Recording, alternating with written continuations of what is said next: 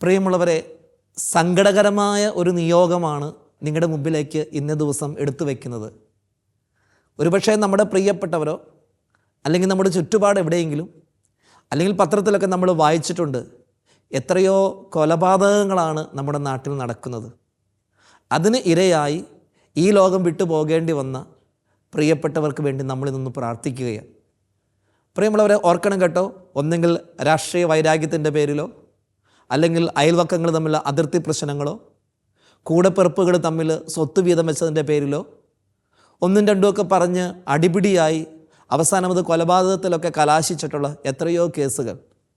ഇത് ഓർക്കുമ്പോൾ രണ്ട് കാര്യത്തിന് വേണ്ടി നമ്മൾ പ്രാർത്ഥിക്കുക.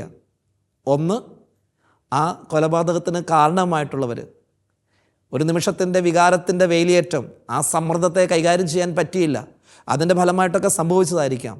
അവരുടെ മാനസാന്തരത്തിന് വേണ്ടി നമുക്ക് പ്രാർത്ഥിക്കണം. അവരുടെയും ആത്മാവ് രക്ഷപ്പെടണം. അതുകൊണ്ട് അവരുടെ മാനസാന്തരത്തിന് വേണ്ടി നമ്മൾ പ്രാർത്ഥിക്കുന്നു.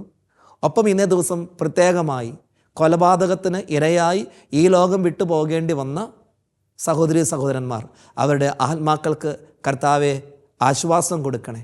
ഈ ലോകത്തിൽ ജീവിച്ചിരുന്നപ്പോൾ ചെയ്തു പോയ കുറവുകളും പാപങ്ങളുമെല്ലാം പരിഹരിച്ച്, ബന്ധത്തകർച്ചകളെല്ലാം പരിഹരിച്ച് അവർക്ക് നിത്യാനന്ദം നൽകി അവരെ അനുഗ്രഹിക്കണേ. നമുക്ക് പ്രാർത്ഥിക്കാം. ആമേൻ. മരിച്ച വിശ്വാസികളുടെ ആത്മാക്കൾക്ക് തമ്പുരാന്റെ മനോഗുണത്താൽ മോക്ഷത്തിൽ ചേരുവാൻ ഇടയാകട്ടെ. നിത്യപിതാവേ, ഈശോ മിശിഹാ കർത്താവിന്റെ വിലപില്ലാത്ത തിരുശോരയെക്കുറിച്ച് മരിച്ച വിശ്വാസികളുടെ മേൽ കൃപയായിരിക്കണമേ. സ്വർഗ്ഗസ്ഥനായ ഞങ്ങളുടെ പിതാവേ, അങ്ങയുടെ നാമം പൂജിതമാകണമേ. അങ്ങയുടെ രാജ്യം വരണമേ. അങ്ങയുടെ തിരുമനസ്സ് സ്വർഗ്ഗത്തിലെ പോലെ ഭൂമിയിലുമാകണമേ. അന്നു വേണ്ട ആഹാരം ഇന്ന് ഞങ്ങൾക്ക് തരണമേ. ഞങ്ങളോട് തെറ്റ് ചെയ്യുന്നവരോട് ഞങ്ങൾ ക്ഷമിക്കുന്നത് പോലെ ഞങ്ങളുടെ തെറ്റുകൾ ഞങ്ങളോട് ക്ഷമിക്കണമേ. ഞങ്ങളെ പ്രലോഭനത്തിൽ ഉൾപ്പെടുത്തരുതേ, തിന്മയിൽ നിന്ന് ഞങ്ങളെ രക്ഷിക്കണമേ. നന്മ നിറഞ്ഞ മറിയമേ, സ്വസ്തി, കർത്താവ് അങ്ങയോടുകൂടെ സ്ത്രീകളിൽ അങ്ങ് അനുഗ്രഹിക്കപ്പെട്ടവളാകുന്നു. അങ്ങയുടെ ഉദരത്തിൻ ഫലമായ ഈശോ അനുഗ്രഹിക്കപ്പെട്ടവനാകുന്നു. പരിശുദ്ധ മറിയമേ, തമ്പുരാന്റെ അമ്മേ, പാപികളായ ഞങ്ങൾക്ക് വേണ്ടി ഇപ്പോഴും ഞങ്ങളുടെ മരണസമയത്തും തമ്പുരാനോട് അപേക്ഷിക്കണമേ. ആമേൻ. പിതാവിനും പുത്രനും പരിശുദ്ധാത്മാവിനും സ്തുതി.